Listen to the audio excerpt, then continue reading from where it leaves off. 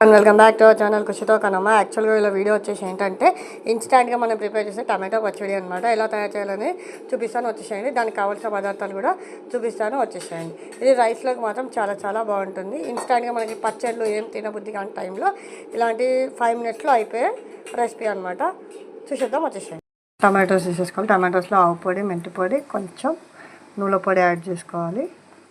వచ్చేసి పక్కన పెట్టేసుకొని స్టవ్ మీద పాన్ పెట్టేసుకోవాలి. పాన్ హీట్ అయిన తర్వాత ఆయిల్ అనేది వేసేసుకోవాలి. దీంట్లో హీట్ అయిన తర్వాత ఆవాలు, జీలకర్ర అండ్ పచ్చిమిర్చి వేసేసుకొని లైట్గా దీన్ని ఫ్రై చేసుకోవాలన్నమాట.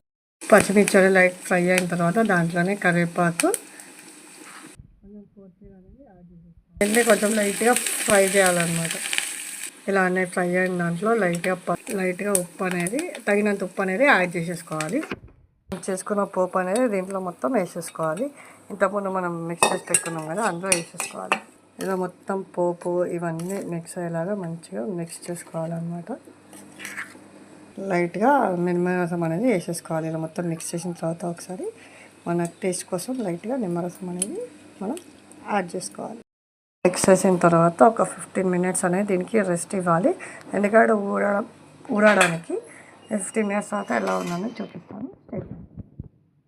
తర్వాత ఓపెన్ చేసి చూస్తే ఓపెన్ చేసేస్తే ఇలా ఊరుతుంది అనమాట.